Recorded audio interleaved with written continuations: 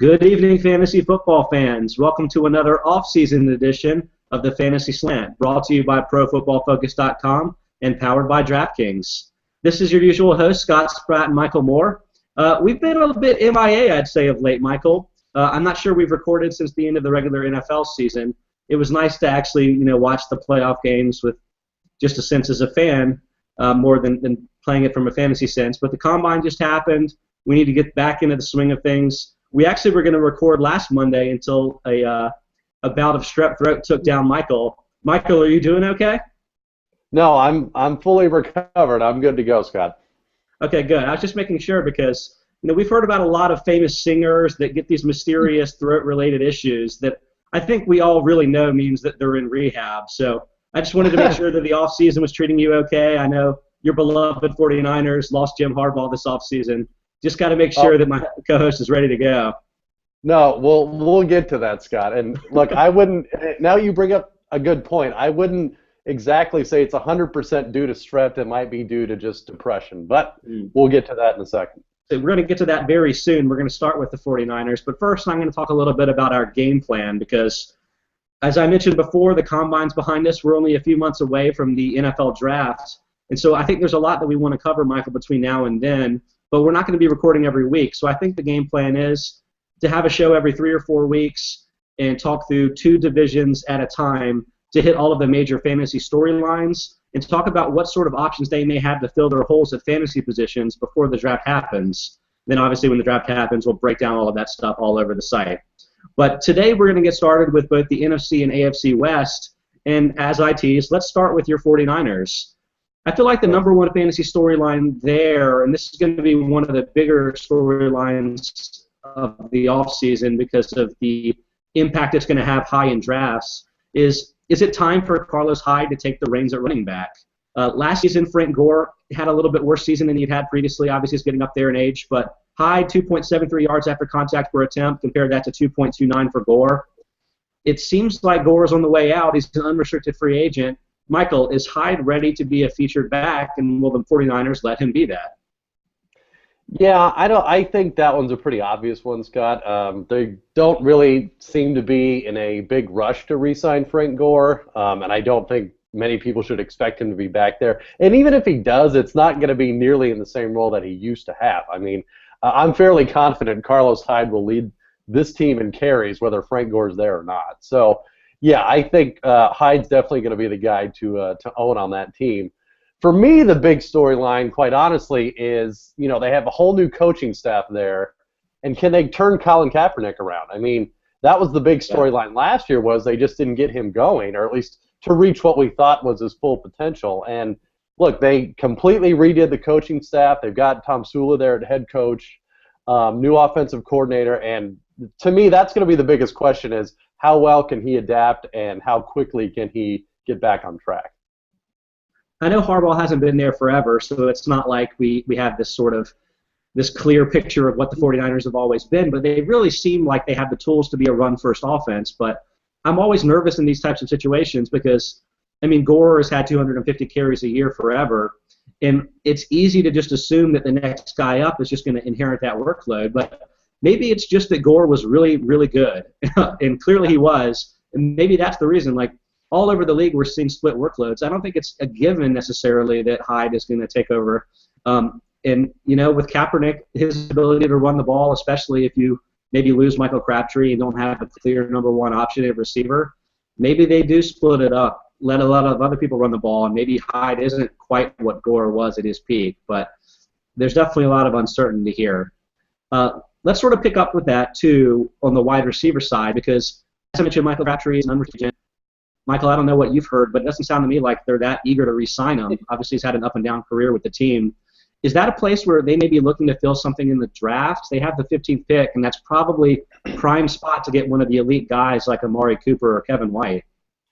Yeah, and another note to add to that, Scott, is they don't have that much cap room. I mean, they'll do the usual restructuring of some veterans and create some space, but as it stands right now, they have about $4 or $5 million in open cap space. So they're not going to be going shopping for a top tier talent at that position. So, and yeah, like you said, I think there's a lot of wide receivers that are going to be in that range where the 49ers are picking, which is the middle of the first round, that I think could be very enticing to them. I mean, if a Kevin White does drop to them, I think they've got to seriously look at that.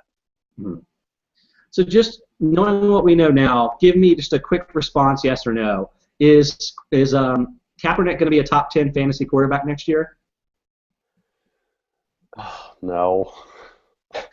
Is Carlos Hyde? Sorry, is Carlos Hyde going to be a top 10 fantasy running back next year? I think yes. I will say yes on that one. I like that. All right. Is any wide receiver on this team going to be in the top 30? Okay. No.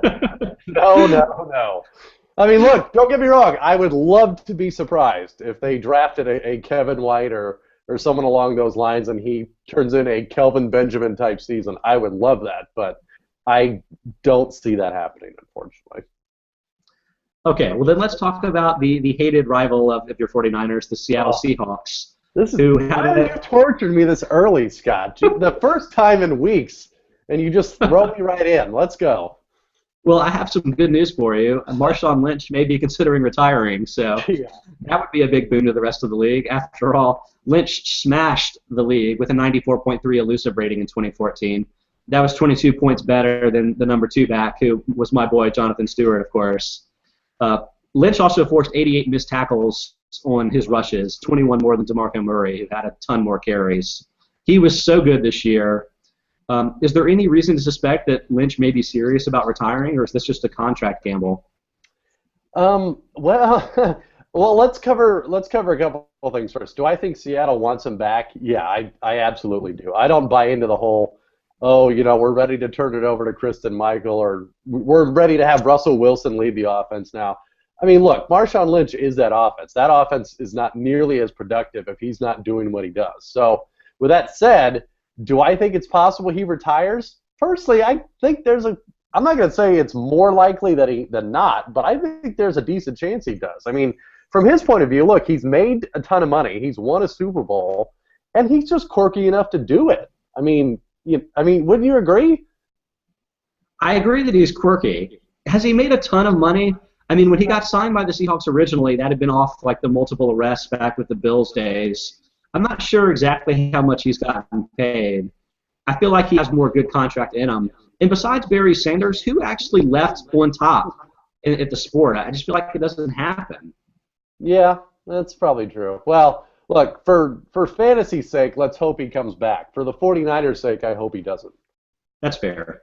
I'm not ready to sell Lynch in any of my dynasty formats just yet. Well, let's talk about the hypothetical. No, go ahead. Well, I'd agree with that front. If I'm dynasty, I'm not banking on the fact that he's going to not be there next year. I would hold on to him. Yeah. Well, let's talk about the hypothetical that if Lynch happens to retire, do they have anything in their backfield now that could take over and become fantasy relevant? Fantasy owners have been waiting for Christian Michael for quite a while. And he had a very nice 3.09 yards after contact per attempt last season, but that was just on 34 carries. And in fact, Robert Turbin had a 3-to-1 carry advantage over Michael last year, and Michael doesn't catch any balls. Like, is Michael anything in fantasy? It's one of those things where when he came out of college, I mean, he was very popular, especially in dynasty leagues. He was going very high, but it just seems like he hasn't taken advantage of the opportunities. Like you said, he's still behind Robert Turbin on the depth chart. And that's, even if Marshawn Lynch does retire, I think he's probably still number 2 there. So to me, I don't know. I'm not ready to buy in just yet on a redraft league. I think dynasty, it might be a good time to buy low on him because someone might be fed up with waiting, but I'm not ready to turn that over to him yet. Are you? Alternatively, I would think that this might be a nice time to actually sell Michael for people that might be speculating that Lynch may retire. Yeah. That's just more a play on my opinion that Lynch won't. But, yeah, it's an interesting time for the Seahawks if Lynch doesn't decide to come back. In terms of potential free agent losses, there's not really anything here. Jermaine Kearse is restricted, but he's not really a fantasy impact player anyway. I mean, obviously, if Lynch leaves, they may have a hole at running back, but if he doesn't, I feel like we always harp on the wide receiver situation, but they haven't really needed quality there. Paul Richardson tore his ACL, draft pick from last year, and so he'll probably miss all of 2015. Are they going to make any upgrades there, do you think? Do you think Chris Matthews, Super Bowl hero, has any chance of being anything? I do. I mean, to me, he showed something. As far as free agency goes, they have a lot of money, but you got to remember they're probably going to use a lot of that on re-signing Russell Wilson this year. So I can't imagine them doing a lot of shopping in free agency. So no, I think they'll do what they always do. They might go through the draft and spend some late round pick on a guy. Trying to upgrade it. But no, I think they might, roll the dice with Matthews and just, keep going with Baldwin and Curse. And look, if Lynch comes back, that's all they need. They don't really need to do much more than that. Definitely. And I mean, besides just Wilson, they have a lot of money they want to probably spend on the defensive side of the ball. They have a formula that works in the core of play they want to maintain. So I just don't think any of the skill position players, aside from Lynch, are a real priority. All right, next team up, Arizona. Fantasy storyline number 1, I think, is Carson Palmer. Is he going to be back from that torn ACL by the start of the season? Speculation early is that he's well ahead of schedule. Is that something that you can trust, or maybe that doesn't even matter at all in fantasy in your mind? Well, no, yeah, like you mentioned, all the reports are glowing so far. So I think Cardinals fans might be able to not hold their breath nearly as tight, but. I think the big thing for me is, if and when he does come back, can they repeat the same kind of success they had this year? I mean, people forget if he's healthy the whole season, they probably hold on to the 1 seed in the playoffs, and who knows, they might make a run. So that's the real interesting thing for me is if Palmer does come back, can they repeat the same success they had last year? Because, look, he's not getting any younger. That window's closing, and as we saw, I don't know that they have many options behind him ready and waiting. So, yeah, Palmer, I think it all revolves around Palmer this offseason for them. Agreed. And that's going to have a lot of impact on their team's actual success. In terms of fantasy, it's a little bit more up in the air. I think you and I both had dreams that Fitzgerald might get out of there and land in a more favorable situation for his fantasy success and for Michael, Floyd. For his success, because it's really those two guys have eaten into each other and have prevented each other from doing anything in fantasy. And now that Fitzgerald has restructured his contract to stay with the team, it's hard to see that changing. Do you have any optimism that it might? No. Yeah, me neither. As far as the free agency front, again, this is another team that doesn't have a lot of money, and quite honestly, their biggest area of need is probably the offensive line still, which seems like a constant storyline for them. Yes. But look, they ranked 25th last year as a unit. They will need to do something. So, yeah, I don't see it. As far as the fantasy players involved in Arizona, I don't see much changing on that front. Yeah, so Rob Hausler, the tight end that people always wanted to become something, he's a free agent. Sell high, Scott. Yeah, exactly. In your really, really deep leagues, you should sell him. Last year they drafted Troy Nicholas, but he's really more of a blocking specialist. I don't think there's any reason to expect there's going to be any tight end production in fantasy on this team. Running back's a little bit interesting, though. I'm not sure if this is all offensive line related or what, but the Andre Ellington feature back experiment kind of failed in year 1. And you might wonder whether they may look to add a powerhouse kind of runner on the inside to work with Ellington and keep his touches down to a more reasonable level. They had the 24th pick. That's kind of Melvin Gordon range. Do you think that's a place they may go early in the draft, or are they going to probably save those picks for offensive linemen?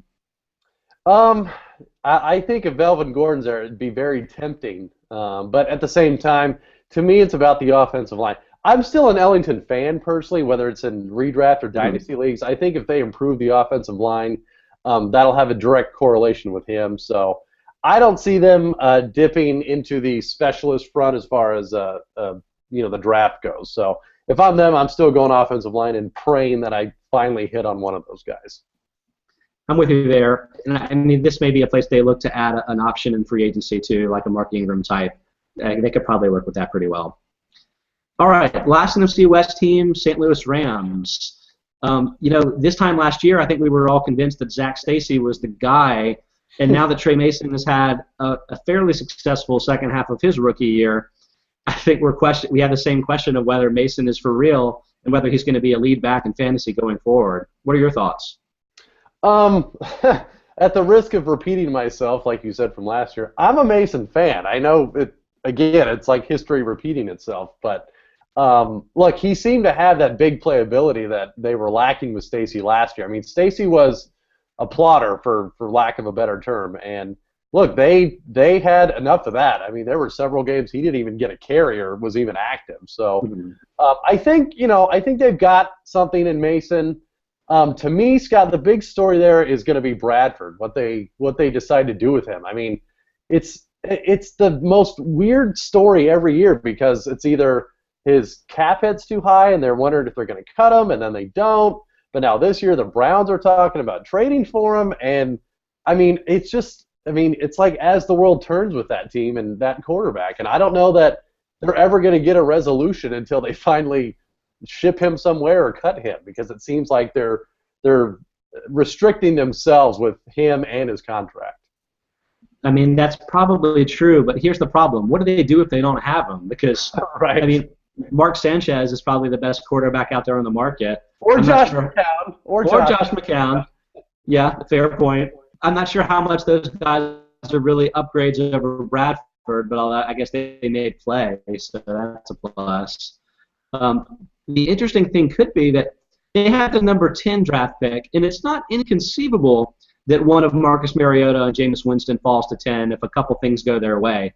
And if that happened, but you have to wonder then, maybe they would start thinking trade there too. I mean, they were able to get quite a haul for a high pick from other quarterback-needy teams that, again, the Browns may be in on that, or a team like the Bills may be in on that. So who can say? Do you think they would just take Mariota or Winston if they fell to them at 10 and then find them something else to do with Bradford, or what? Well, personally, and we'll sort of get into draft talk as we go along, but, as the tea leaves look now, it looks like Mariota might slip a little bit. And again, we are so far away from the draft, it's not even funny. But if it were held today, it seems like a real possibility he might drop. So if he did end up in St. Louis, I don't know, man. I don't know many other. Well, oh, God. See, it'd be tough, too, because they need a receiver, I think, pretty bad. I think we can agree on that one, right? I mean, they don't have any good receivers, but it feels like they never have any good receivers, so I don't know. Yeah, I think if a guy like Mariota fell to 10, I would strongly look at that. Because, look, then you figure, hey, they might be able to trade Bradford or cut him and at long last move on from that. And, look, see what happens. They've got a good foundation there, especially on the defensive side. So I think they're getting closer and closer to not quite panic mode, but, to decision time on Bradford. Yeah, you're probably right there. Other important free agents in the mix, Lance Kendricks is an unrestricted free agent. If he leaves, will that help Jared Cook be anything other than a middling tight end too? No, I think Jared Cook will always be a middling tight end too. Okay, just to make sure. Someday we'll get over the fact that he's like a workout freak and then just accept what he is. But yeah, just on the free agency front, Scott, they again another team that doesn't have a lot of cap room, so they're not going to make any splashy moves. So I think the draft is going to be very important for them. And number 10 is kind of a tricky spot because you're not going to get necessarily a immediate impact player like a Winston or a Leonard Williams. But depending on what they're looking for, they could get something at receiver at that spot, like you mentioned. That too, and there's a lot of depth at receiver and at running back, as a matter of fact, in the middle round. So they could probably get some impact players later on. Even if they don't address it specifically with the 10th pick, or maybe if they get a quarterback in the 10th pick, who knows? Anyway, I think that wraps up the NFC West, Michael, so let's move on to the AFC West, where in Denver, what is going on with Peyton Manning? Why isn't a deal done? Like, Manning says that he's back and healthy and ready to go, and it sounds like the Broncos are trying to get him to take a pay cut. Like, what's going on with that? Yeah, I don't really understand that, at least from if I were a Denver fan, I would be wondering the same thing. Why isn't this done yet? I mean, I think we can all agree your team will be infinitely better if Peyton Manning's your quarterback. At least this particular team. I don't know that Brock Osweiler is necessarily ready to take the reins just yet. So, yeah, it's all Peyton Manning. I mean, and the off chance he doesn't come back, that completely changes that team and that division for that matter. That's definitely true. I mean, one complicating factor is obviously how poorly Manning played in the second half of last year. In the first half, over the first 8 games, he had 193 fantasy points and was the number 2 quarterback. Last 8 games, 135 fantasy points, number 15 quarterback. So, I mean, you can see what they're thinking, but it's a team that's really been stacked to match Manning's window, and it's hard to imagine them trying to blow it up a year early because they can still run it back one more time.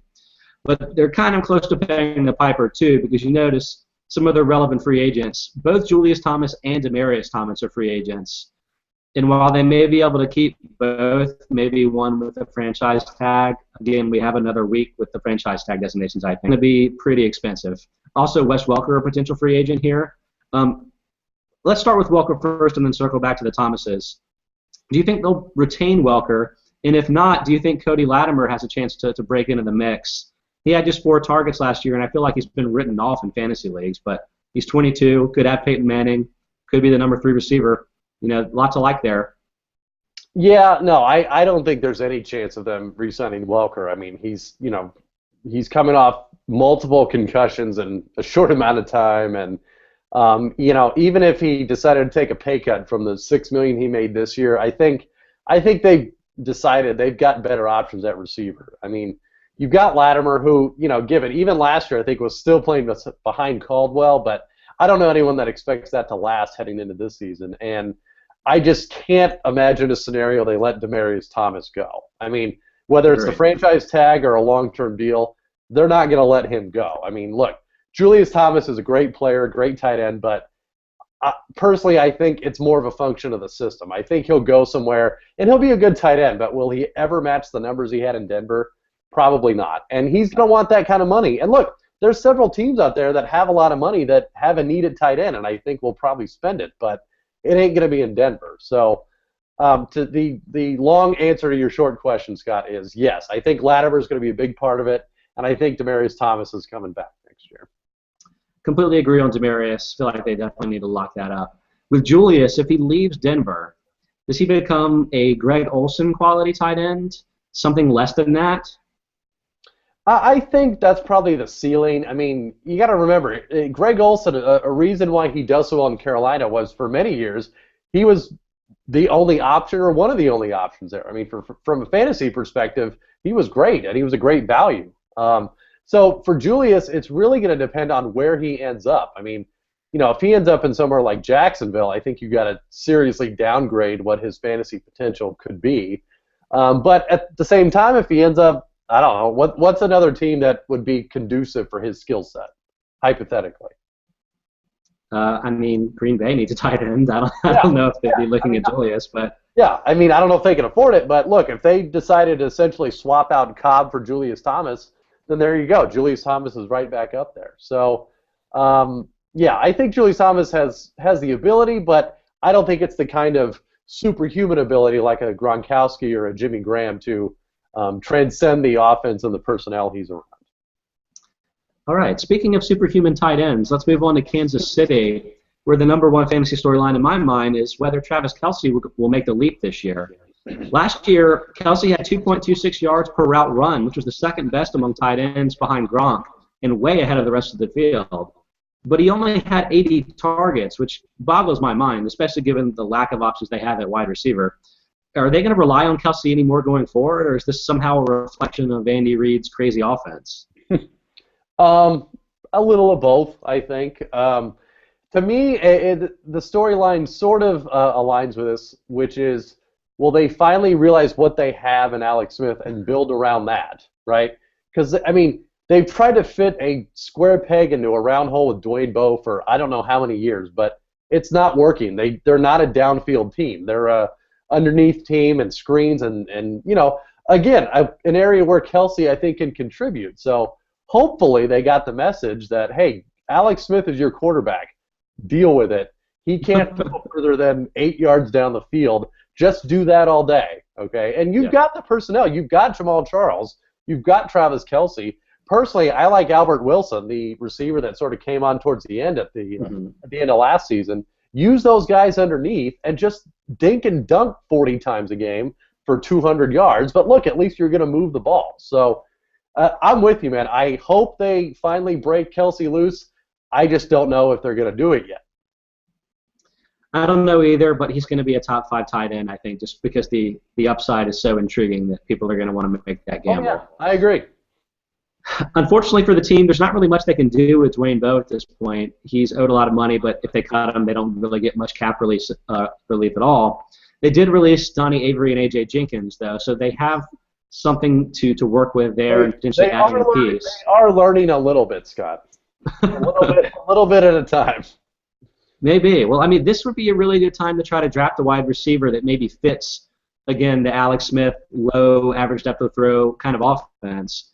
I feel like there's some really nice big bodies that maybe not great downfield separators that they could add to the team and maybe really work with it. I mean, the dream matchup in my mind would be Devin Funchess, who's 6'4", 232 pounds, out of Michigan. He's actually been considered potentially a tight end, but is going to enter as a wide receiver. Doesn't matter. He'd be great in this offense, I feel like. Other guys like Devontae Davis and Dorial Green-Beckham, if they want to take the gamble there. Some really big bodies. Do you think the Chiefs will make an early round pick on a wide receiver with that kind of size, maybe? I think it's definitely possible. I mean, look, that is an area of need. I mean, like you said, they cut Jenkins and Avery, which I'm not saying they were good, but they were bodies at least, and now they don't even have those guys. So you would think that they're going to address it through the draft. They haven't traditionally spent high draft picks on receivers. I mean, I think Dwayne Bowe was probably the last one, and that was 6 to 7 years ago now. So I hope they do. I hope they do. Not that this really matters, but they drafted a wide receiver that they traded to your 49ers for A.J. Jenkins, but I can't remember what his name was. Also, he wasn't any good. So they're due. How about that? They're due for a good wide receiver. Let's hope they find one. I'm going to look that up real quick. But yes, okay. Yes, they are definitely due. That is for sure. Okay, while you're looking that up, let's talk about San Diego real quick because there's some interesting things going on here. Quite a few guys that are either at critical stages of their career or some free agents where there's real fantasy value. But let's start with Antonio Gates. Michael, is Antonio Gates immortal? Yes. Okay. That really explains a lot because he's 35 years old, or he's turning that this year. And last year he had 69 catches, 821 yards, and 12 touchdowns. Ridiculous. And was the number 2 tight end in fantasy, as we all predicted. Okay, but it wasn't even just the touchdowns. I know he had 12, and that's a ton for a tight end or for anybody, really. But he had 98 targets. That was the 6th most at the position. He really can't move very well anymore, but it doesn't really seem to be stopping Phillip Rivers from throwing him the ball. Will that change this year? Look, until they prove me otherwise, I'm rolling with it, man. I mean, I think so, yeah. I mean, he's got, perpetual plantar fasciitis, but apparently that just makes him stronger. So I'm going with it. I really am. For me, the story there in San Diego, Scott, is definitely running back. Yeah.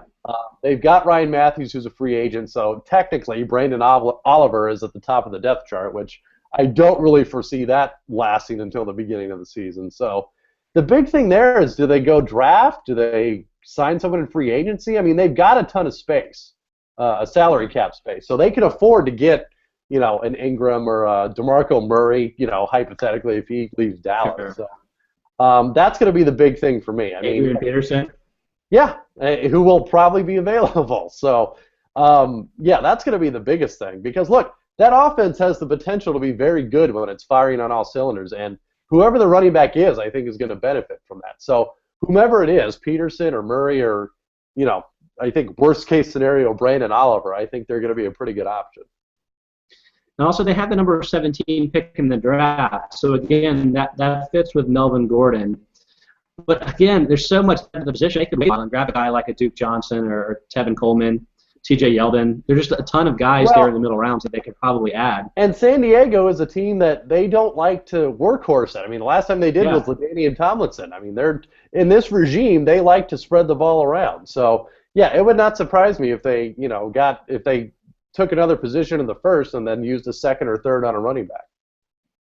Yeah, but it's going to be really interesting to see if they do bring in a new guy like that, where exactly he'll be ranked in fantasy. Because, when Matthews came in, everyone was ready for him to be that kind of workhorse. It never really worked out, though. And I feel like Matthews is the last real rookie running back that people expected off the cuff to be a top 10 option, and it just didn't happen. So, I don't know. I feel like whoever they bring in, they may go with a little bit of a committee, like you said. So this will be really interesting to see. Okay, Michael, I think we're down to the last team, and that is the Oakland Raiders, the fantasy wasteland. Yeah. So I guess major storylines, Latavius Murray. I mean, I don't know. Like, I feel like. Well, okay. Let's first. You tell me what's going on. Let's establish this fact. They need a lot of help. Can we agree on that? Yes. Okay. Yes. Here's, I guess, a more specific question, and you tell me what you think on this. Is Derek Carr the guy or not? I'm going to say no, but they're not going to do anything about it. Like, they're going to run it back and then see how it goes. And I would agree with that. I personally don't think he's the guy either, but, you know, sort of the point you made earlier with the Rams, there's not that many other options out there. But, I mean, it's kind of interesting to me. They had the number 4 draft pick this year, which seemingly would put them in good position to draft one of Winston or Mariota, but yet they sort of committed to Carr at this point. I don't see anything to indicate that they're moving off of him for now. So, yeah, I don't know if that sets them back another year because they can't start the true rebuild or what. But that's going to be the big story for me is you know, if you're a Raiders fan, are you really that confident that Derek Carr is going to lead you to the playoffs and the Super Bowl? I don't think so. I mean, it's difficult to judge a guy, especially when he's playing with that lack of help all around him. So. Right. It's probably not fair to just like go ahead and damn him and say that he's not going to be able to get it done in the long run. But you're right, the number 4 draft pick is super interesting. Do you think that's too early to take a guy like Amari Cooper? Because, I mean, if they added a skill position player like that, all of a sudden maybe I am a little bit interested in fantasy. You know, I think an ideal scenario, personally, if, you know, barring Leonard Williams being there at 4 and dropping, which I don't know anyone that predicts that will happen, but if you're the Raiders and receivers truly the number 1 thing you're after this offseason, I would love if you traded down and get a couple extra picks out of it. Because like we talked about before, there's several guys you can draft in the middle to late first round that are going to be quality anyway. So why not draft out of 4 and, you know, give it to a team like the Eagles or some of these other teams you're hearing that wants to trade up for a quarterback and get some more assets out of it. Now, that seems too smart for the Raiders. I don't know that they're going to do that. I think they're probably going to draft Amari Cooper and say, hey, this was the plan all along, and see what happens. And, hey, you know what? God love them. What would we do without the Raiders, Scott, quite honestly? I don't know. We just probably laugh at the Panthers all day. Well, I mean, honestly, they're probably going to end up drafting like a pass rusher or something, and then there's not going to be any fantasy value to be had. But I will mention that Jack Del Rio is the coach. Any potential love for Maurice Jones-Drew? Darren McFadden may be on the way out. I hope not. So no. You would think they had learned that McFadden and Jones-Drew are not good last year, but who knows? I mean, they might trot them out there next year. Who knows? It's the Raiders, Scott. You never know. It is the Raiders. And with that, Michael, I think we've wrapped up our first preview show. Again, we'll be back in a couple of weeks. We'll probably hit on the central teams going forward. But we're going to get all the teams in before the NFL draft, so we break down what they're maybe going to do in the draft or whatever else. But it's glad to have you back, Michael. It was fun to record. So glad to be doing this over the off season. And thank everybody that's listened this far. This has been the Fantasy Slant, brought to you by Pro Football Focus, and we will catch you in a few weeks.